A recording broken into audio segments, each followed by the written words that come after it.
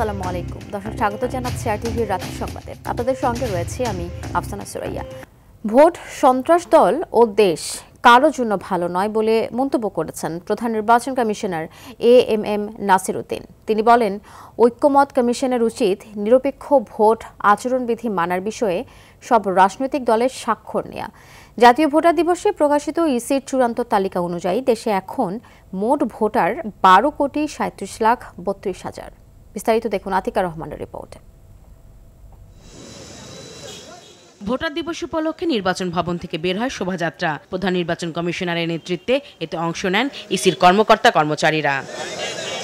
পরে নির্বাচন ভবনে আলোচনা সভার আয়োজন করে নির্বাচন কমিশন। অনুষ্ঠানের শুরুতে জুলাই গণ অভ্যুত্থানে আহতদের জাতীয় পরিচয়পত্র তুলে দেন প্রধান নির্বাচন কমিশনার নাসির উদ্দিন।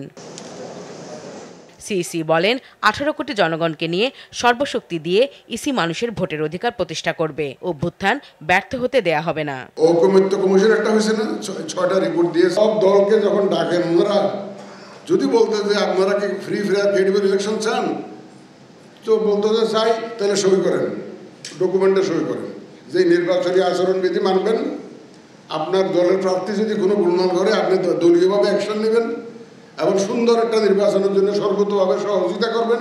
এইরকম একটা ডকুমেন্ট যদি সব দলের থেকে স্বাক্ষর করে নিতে হয়, আমরা অন্য কারো এজেন্ডা বাস্তবায়নের জন্য নাই। আমাদের এজেন্ডা হচ্ছে 18 কোটি মানুষের এজেন্ডা। আমাদের এজেন্ডা হচ্ছে সুষ্ঠু সুন্দর একটা গ্রহণযোগ্য নির্বাচনের এজেন্ডা।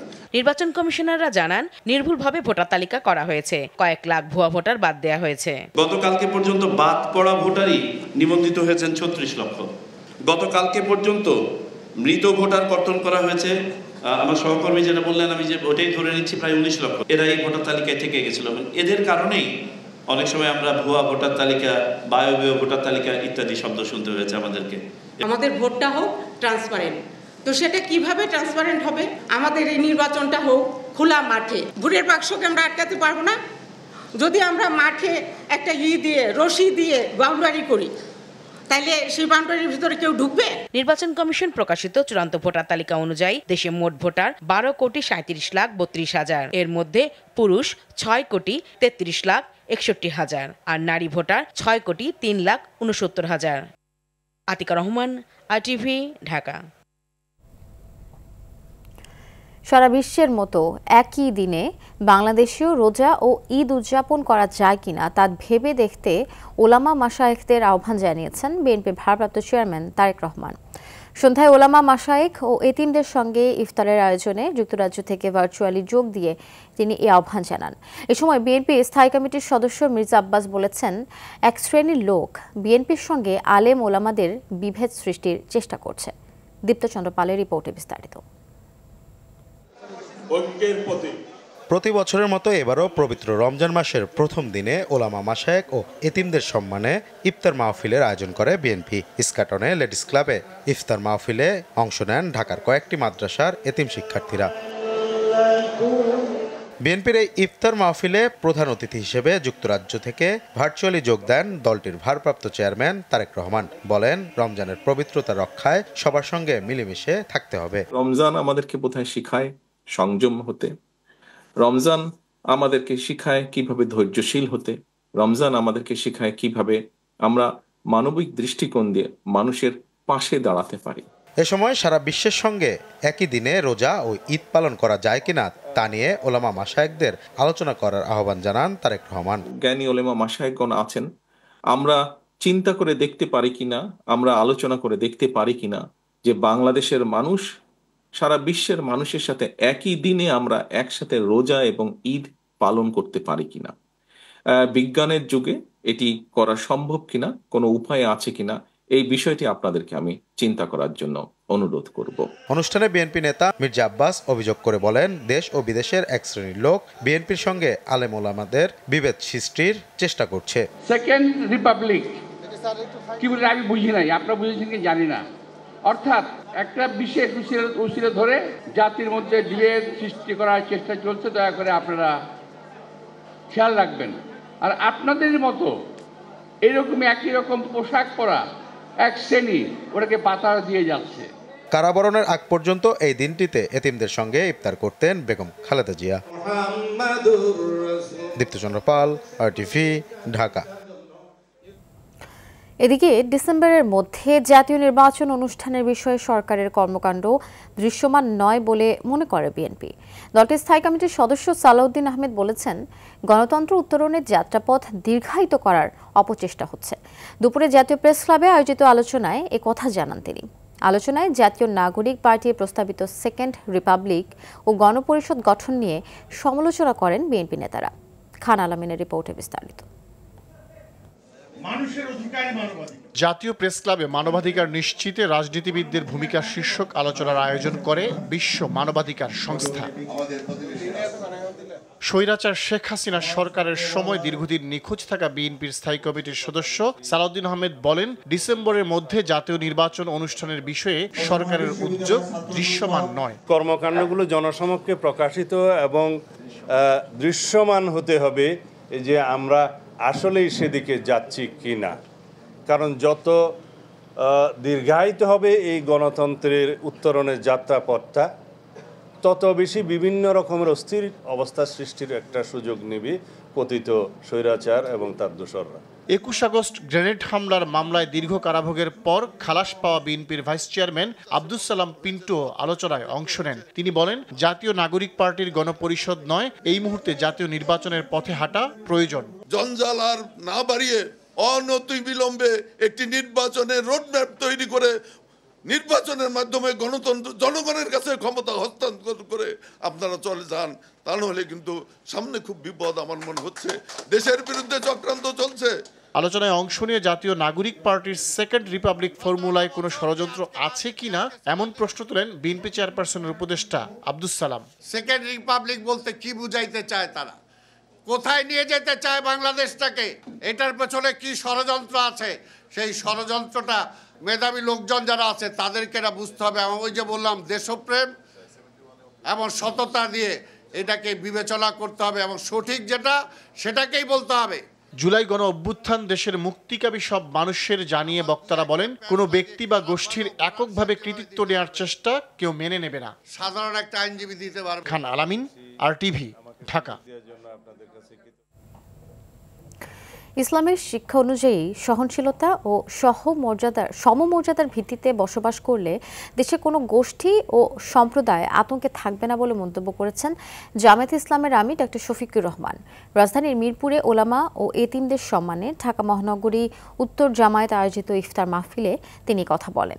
ফ্যাসিবাদের আমলে আলেমদের ডান্ডা বেড়ি পরিয়ে নিষ্ঠুর নির্যাতনের চিত্র তুলে ধরে মানুষকে ভালোবাসার পথে হাঁটার আহ্বান জানান জামায়াতের আমির। আলেম ওলামা ও ইসলামী দলগুলোর সংযমের কারণে 5 আগস্টের পর বড় অঘটন ঘটেনি উল্লেখ করে আইন হাতে তুলে নেয়াকে সমর্থন না করার ঘোষণা দেন ডক্টর শফিকুর রহমান। মানুষ হিসাবে আমরা সকলের জন্য কল্যাণ কামনা করব। একই সমাজে সহনশীলতা এবং সমমর্যাদার ভিত্তিতে আমরা বসবাস করব, তাহলে কোনো শ্রেণী, গোষ্ঠী, ধর্মীয় সম্প্রদায় আতঙ্কে থাকবে না। এবার যে পরিবর্তন 5 আগস্ট হলো, যা হতে পারত আল্লাহু আকবার, তার কিছুই হয়নি। তারপরেও চিটাপুটা যা হয়েছে তার 99 কারণ হচ্ছে রাজনৈতিক। এই 1% যেটা হয়েছে ওইটাও আমরা সমর্থন করি না। জুলাই আগস্ট গণ অভ্যুত্থানে আলোচিত রংপুরের বেগম রোকেয়া বিশ্ববিদ্যালয়ের শিক্ষার্থী আবু সাইদ হত্যার ঘটনায় 4 জনকে আগামী 9 এপ্রিল হাজির করার নির্দেশ দিয়েছে আন্তর্জাতিক অপরাধ tribunal. Chief prosecutor Mohammad Tajul Islam জানান, শেখ হাসিনা সহ গণহত্যায় জড়িতদের বিষয়ে তদন্ত প্রতিবেদন চলতি মাসেই দাখিল করা হবে। এ বিষয়ে আরও জানাচ্ছেন শাকিলা করিম। স্বৈরাচার বিরোধী গণ অভ্যুত্থানে আলোচিত নাম রংপুরের বেগম রোকেয়া বিশ্ববিদ্যালয়ের শিক্ষার্থী আবু সাইদ। অদম্য সাহসের সঙ্গে আন্দোলনে অংশ নেন মেধাবী এই শিক্ষার্থী। পুলিশের নির্মম গুলিতে নিহত হন তিনি। ঘটনায় জড়িত 4 আসামিকে আগামী 9 এপ্রিল হাজির করার নির্দেশ দিয়েছে আন্তর্জাতিক অপরাধ ট্রাইব্যুনাল। এসআই আমির হোসেন, আরেকজন কনস্টেবল সুজন চন্দ্র রায়, রোকেয়া বিশ্ববিদ্যালয়ের যিনি প্রক্টর ছিলেন শরীফুল ইসলাম, তিনি এবং ইমরান আকাশ আরেকটি মামলায় গ্রেপ্তার হয়ে জেল হাজতে আছেন। তাদেরকে আন্তর্জাতিক অপরাধ ট্রাইব্যুনালের মামলায় গ্রেপ্তার হিসেবে প্রদর্শন করার জন্য আজকে আমরা একটা আবেদন করেছিলাম। আদালত সেই গ্রেপ্তার দেখানোর আবেদন মঞ্জুর করেছেন। আগামী 9 এপ্রিল তাদেরকে এই ট্রাইব্যুনালে প্রডিউস করার জন্য নির্দেশ দিয়েছেন। চিফ প্রসিকিউটর মোহাম্মদ তাজুল ইসলাম জানান, জুলাই গণহত্যায় শেখ হাসিনা সহ জড়িতদের বিষয়ে তদন্ত প্রতিবেদন চলতি মাসেই পাওয়া যাবে। শেখ হাসিনার বিরুদ্ধে একটা আলাদাভাবে তদন্ত রিপোর্ট দাখিল হবে, কিন্তু সকল মামলার ঘটনার প্রধান আসামি শেখ হাসিনা এবং সবগুলো মামলা তার নির্দেশে হয়েছে। এভাবেই সমস্ত রিপোর্টগুলো আমাদের কাছে এসেছে। প্রসিকিউশন টিম জানিয়েছে, ঘটনায় সরাসরি যুক্ত ছিলেন পুলিশের সাবেক এএসআই আমির হোসেন ও কনস্টেবল সুজন চন্দ্র রায়। ইন্ধন জুগিয়েছিলেন বেগম রোকেয়া বিশ্ববিদ্যালয়ের প্রক্টর শরীফুল ইসলাম ও ছাত্রলীগ কর্মী এমরান চৌধুরী আকাশ সহ আরও কয়েকজন। স্বৈরশাসক শেখ হাসিনার নির্দেশে আন্দোলনকারীদের দমনে নির্মমতা চালায় পুলিশ। শাকিলা করিম, RTV, ঢাকা। শাপলা চত্বরে আন্দোলনকারীদের উপর দমন পীড়ন, মাওলানা দেলওয়ার হোসেন সাঈদীর রায়ের পর আন্দোলনকারীদের উপর পুলিশি বর্বরতা এবং বিচার বহির্ভূত হত্যাকাণ্ড সহ শেখ হাসিনার শাসনামলে সংগঠিত সব নৃশংসতার নথিভুক্ত করার উপর গুরুত্বারোপ করেছেন প্রধান উপদেষ্টা ডক্টর মোহাম্মদ ইউনূস। রোববার বাংলাদেশের জাতিসংঘের আবাসিক সমন্বয়কারী গুয়েন লুইস এবং বাংলাদেশের জাতিসংঘের আবাসিক সমন্বয়কারীর কার্যালয়ের সিনিয়র মানবাধিকার উপদেষ্টা হুমা খান রাষ্ট্রীয় অতিথি ভবন যমুনায় সাক্ষাৎকালে প্রধান উপদেষ্টা এই মন্তব্য করেন। তিনি বলেন, দেশের মানুষের বিরুদ্ধে সংগঠিত সব অত্যাচারের সঠিক ডকুমেন্টেশন প্রয়োজন। জাতিসংঘের আবাসিক সমন্বয়ক লুইস বলেন, সক্ষমতা বৃদ্ধিতে কারিগরি সহায়তা দিতে ও বাংলাদেশের জনগণকে সহায়তা করতে প্রস্তুত রয়েছে জাতিসংঘ।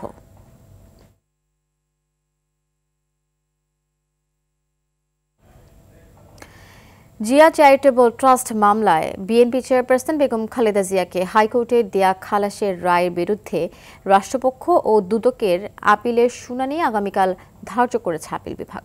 সকালে আপিল বিভাগের জ্যেষ্ঠ বিচারপতি আশফাকুল ইসলামের নেতৃত্বাধীন 3 সদস্যের আপিল বেঞ্চে শুনানির জন্য থাকলেও দুদক জানায় আরেক আসামি জিয়াউল ইসলামের বিরুদ্ধে তারা আপিল করেছেন, তাই শুনানিতে সময় চান। 2018 সালের 29 অক্টোবর পুরনো ঢাকার কেন্দ্রীয় কারাগারে ঢাকার বিশেষ জজ আদালত 5-এর বিচারক জিয়া চ্যারিটেবল ট্রাস্ট মামলায় খালেদা জিয়াকে 7 বছরের কারাদণ্ড দেন। একই সাজা হয় মামলার অপর 3 আসামি খালেদা জিয়ার সচিব হারিস চৌধুরীর একান্ত সচিব জিয়াউল ইসলাম মুন্না এবং সাবেক মেয়র প্রয়াত সাদেক হোসেন খোকার একান্ত সচিব মনিরুল ইসলাম খানের।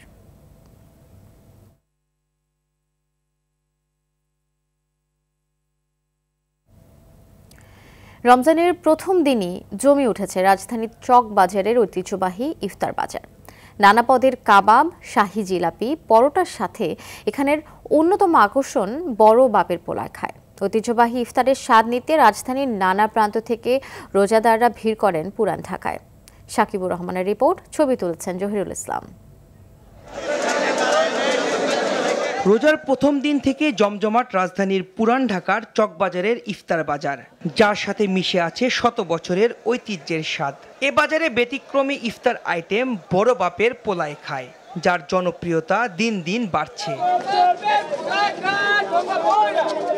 বাপদাদার ঐতিহ্যকে লালন করে বংশ পরম্পরায় এই খাবার বানিয়ে আসছেন বিক্রেতারা। এখানে চিকেন থাকে, খাসি থাকে, খাসির সুতি কাবাব থাকে, খাসির কলিজি থাকে, খাসির মগজ থাকে, চিরা থাকে, ঘি থাকে, এরকম 12টা আইটেম একসাথে মিক্স হয়, 12টা মশলার সাথে থাকে। तारे আবার ঘি কা আর बारे मसाला जो भी नहीं खाएगा वो भी फंसताएगा। ये है शेख चूरा का भरता। আর বাংলাদেশ হওয়ার পরে এটার নাম রাখছে বড় বাপের পোলায় খায়, ঠোঙ্গায় ভরে ভরে নিয়ে যায়। ভোজন রসিকদের কাছে বড় বাপের পোলায় খায়ের আকর্ষণ অন্যরকম। পুরান ঢাকার অনেকের কাছে এই পথ ছাড়া নাকি ইফতারি জমে না। আমি গোবিবাগ থেকে আসছি, আমি খাবার ঐতিহ্যতা শুনে খাবারটা কিনতে আসছি। বড় বাপের পোলা যদি এখান থেকে না নিয়ে যাওয়া হয় তাহলে বাসায় অলরেডি গিন্নির সাথে ঝগড়া সৃষ্টি হয়ে যায়। ভারী খাবারের পাশাপাশি রয়েছে নানা পদের শরবত। রুচি মতো কেউ কিনছেন মাঠা, লাচ্ছি, ঘোল, আবার কারো পছন্দ মোহব্বতের শরবত। মৌসুমি ফলের রসের কদরও কম না। কোয়েল পাখি 80 টাকা পিস, মুরগি 400 টাকা পিস, গরু কাবাব এটা 1200 টাকা, ওটা 1600 টাকা। জাফরানি পেস্তা বাদামের শরবত এটা হচ্ছে 250 টাকা লিটার। মোহব্বতের শরবত বলার কি শরবতে মোহব্বত, এটা হচ্ছে তরমুজ, রুয়াবজা, চিনি এবং দুধ। দোকানে ঝুলছে আস্ত মুরগির রোস্ট, কোয়েলের রোস্ট, খাসির আস্ত পা রোস্ট। টেবিলে সাজানো আছে নানা রকম হালিম, আছে সুতি কাবাব, জালি কাবাব সহ মুখরোচক যত খাবার। তবে সারাদিন রোজা রেখে ইফতারের সঠিক খাবার নির্বাচন করা খুবই জরুরি। এ সময় শরীরে পানি শূন্যতা দেখা দিতে পারে, তাই ইফতারে পর্যাপ্ত পানি পান করতে হবে। অনিয়ন্ত্রিত খাবার গ্রহণ রোজাদারের শরীরে নেতিবাচক প্রভাব ফেলতে পারে, তাই নিয়মিত ভাজা পোড়া এড়িয়ে স্বাস্থ্যকর খাবার গ্রহণের পরামর্শ চিকিৎসকদের। সাকিবুর রহমান, RTV, ঢাকা।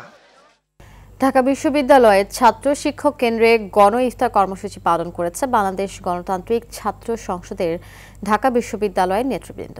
রবিবার টিএসসি মাঠে শিক্ষার্থীদের নিয়ে গণ ইফতার কর্মসূচি পালন করে সংগঠনটি। ইফতারের আগে সংগঠনটির পক্ষ থেকে শিক্ষার্থীদের মধ্যে মেসওয়াক বিতরণ করা হয়। এছাড়া হামদ ও নাতে রাসূল সাল্লাল্লাহু আলাইহি ওয়াসাল্লাম পরিবেশন এবং গণঅভ্যুত্থানে শহীদ ও আহতদের স্মরণে দোয়া করা হয়। গণতান্ত্রিক ছাত্র সংসদের আহ্বায়ক আবু বাকের মজুমদার বলেন, গত বছর শাহজালাল বিজ্ঞান ও প্রযুক্তি বিশ্ববিদ্যালয়ে ইফতারে বাধা দেওয়ার পর তারা ওই বছর পায়রা চত্বরে গণ ইফতার করেছিলেন। এবছর সেই ধারাবাহিকতা বজায় রেখে এই আয়োজন করা হয়েছে।